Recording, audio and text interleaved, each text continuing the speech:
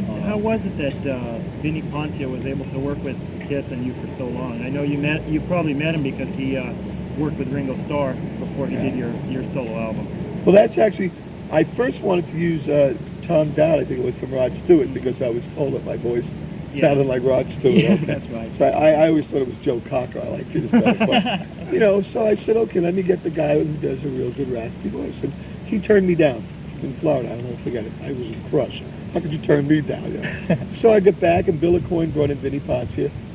Thought he'd be good for me, I guess, because of Ringo. Yeah. And he knew I loved John Lennon. God rest his soul. And then me and Vinny hit off great, and I brought Vinny into the band. We were going to then do, we were going to work together again. And, you know, each guy wanted to bring the producer they kind of worked with into it. But I was really, you know, fuck, I'll leave the band, I'll quit if we don't get him. And then I got him in, and then he didn't care. Then he started turning his back on me in a way and getting in with Gene and Paul. I don't know, it's manipulated here, manipulation there. It's a lot of the power plays that go on in big organizations. Absolutely. It's all power plays. That's right. And the money looked good for Vinny, and it was. So, during all these years since you left Kiss, you have done two solo albums. What have you done more? You writing a book or? I've written a book. I've got a book ready to go. I got a great literary agent. Yeah. He's been working on it now for a year. Now, to me that sounds, you know, I think it's eternity. But I finally realized the book business is totally nothing like the rock and roll business.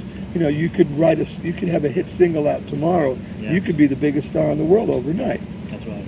Now, with the book business, they're so intelligent, or so, and they're so, you know, like, they're so into it, and they take their time, and then 12 people read it in a room. One don't like it, and if it's the boss or something, whatever, it goes to another publishing company. So it takes a long time, and I realized why, you know, you got, like, all these writers who become alcoholic and drug addicts. They had Hemingway and all these, I'm not Hemingway, but great, you know what I'm saying, great writers are drunks and drink, and because you're so locked in with yourself in a typewriter, you're in a room. I mean, there was moments that when I had to talk about my drug days that was real tough on me. And so I would go Palm Springs, I'd get a little motel place, real funky, no phone, and I'd lock myself in that room for a week, writing and dictating the story. Oh, God, beautiful. You know Oh, what I mean? yo. That's I something. don't see that, sweet. Now, we just saw a beautiful girl. But, so I spent a lot of time, a lot of work on it, and I brought it to an agency, and they loved it. And they said, you know, let's see what could happen. Now, they're still sending it. They want it to be a hardcover, and they've got a lot of no's on it, that it'll be a good, fat, soft cover, which is trades, which is more money anyway, and a lot of people can get it easier. Yeah. And so I'm just waiting on it. But it's got great stories, and it's got great photos and just stuff never heard before, and it's all the truth. I literally nail my ass totally to the fucking wall. So I make sure when I nail their asses, they can't take me to court and sue me. I even have a crime lawyer who reads the stuff that we can get away with. All right. So it's got some incredible stories, but it's about me. Yeah. It's about my growing up in Brooklyn, being in gangs. So it's from when you were a little boy. Absolutely. So All it's the about way, your life, actually. It's about my life. Oh, man, and it's about the bands I was in, and the situations, and some real scary situations when I was in gangs, and when I was dealing drugs, and how I got into Kiss, and then that whole life. And then out of Kiss and up today. And I think it's got some great reading and a lot of funny and real sad stories. How many people have passed away in the whole midst of all this? How many people are broke today? Did you find that writing about a lot of these experiences was kind of therapeutic? Absolutely.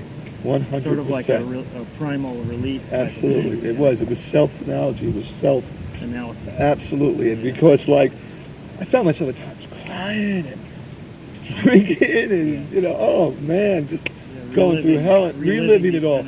And I would have to go away then because I couldn't be near my wife and daughter because I tried that. And I almost flipped out one day in the house. I remember taking one of my records, co-records, and smashing the damn thing because I was into that album. And I got so into that time and with Bob Ezrin era. And it was like, fucking shit. So your Destroyer album, Mansion. Yeah. So, but I had more of them, thank God. So, but then I realized now, when it comes to those things, that I better get my ass in it. And so I put a lot of work into it, and a lot of truth. And I think when you guys finally get to it, when it gets out, I think you'll like it. It's a little, I hope it's different than a lot of the other rock and roll I would think so. autobiographies. Do you know when the book will be released there? No. You don't know. Nope. Do you have an idea to release the book in Europe too, or all Oh, over? I hope so. God, yeah. I was just over there for the Kiss tour, and I met hundreds of fans, and they're all extremely curious about what you're doing. They're very excited to hear Oh, a that's book great or to hear hear. anything from you. Oh, that's great. That's Yeah, great. actually, you and Ace, those are the Yeah. people from Kiss that the Yeah. fans are most interested in nowadays. That's true. Actually. That's You know, Yeah, Paul well, Ace Stanley and I Jim think, were the Simmons, all most those guys twinkling kisses of them all. Yeah, you know, Paul Stanley, Gene Simmons, you know, people don't care about them anymore that much as you and Ace. That's really true. Well, I in think Europe. only because Gene and Paul, Yeah. I have nothing against Eric or Bruce, I don't know them that well. I imagine they know a lot about me from Gene and Paul's view. Yeah, You dig? that's right. You know, it's like if you don't know him, and I'm with you for years telling you, oh, this guy's this and that, That's right. you know, So they you don't- start to really believe that Yeah. he's that. But if you spend a week with the man, you may find out a lot of Yeah. different things that you never know. You That's know, and right. that's sad. They've almost tried to bury us, like we've never existed. I mean, you can see it now that by them redoing Strutter and Death. It's Yeah. ridiculous. It's sad. I mean, Gene even called me for that, and he didn't tell me they were going to redo it. That was And I thought, I took for granted, well, if you're going to do the greatest hits, you're going to give the fans what they want. You got to Yeah. give them the hits. Yeah. And he didn't tell me, so I took. He said, but he won't do it if I won't take a break, won't take a cut on my publishing. So I said, fuck the publishing. Yeah. You know, that doesn't matter. What's a few $1,000s as long as a few thousand Kiss fans get to hear me in their living room? Yeah. Hey, but he didn't tell me that, you see? So I got tricked. Can you take a picture of both of us? Yeah, Oh, sure. we'll get to that later. All right. So I got tricked, and my manager got tricked. I still didn't sign a release yet, though. Yeah.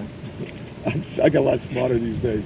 And now all of a sudden I hear they're redoing it. But I think it's over for them in a lot of ways.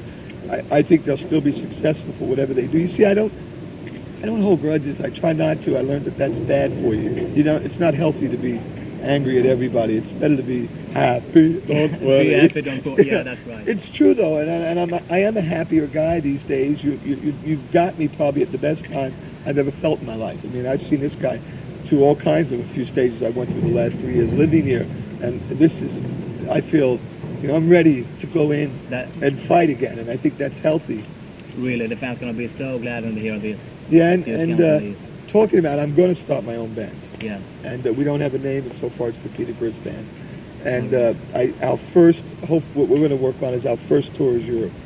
Good. So I get back to That back to sounds- Sweden. So and you're back. gonna record an album for the band? Yeah, oh, absolutely. We're going to write all new. You see, now that I have all new feelings and new experiences, I never wrote a song I didn't live through or really wanted to live through. Yeah. You know, I never wrote about, you know, I don't know, Fantasy. getting to my car or something. I always wrote love songs, this and that, painful blues. I want to do that again, only this time I want to write about, like the liar's drug, I call it. That's coke, because I've done more coke than probably half of the world will ever do. All right. And I can admit that because I have not done it in the last maybe 5 years. I feel real great, feel real good about that. And so, and a lot of other things I don't drink anymore. I drink Pepsi, and I'm That like sounds you Hefner now. All right. But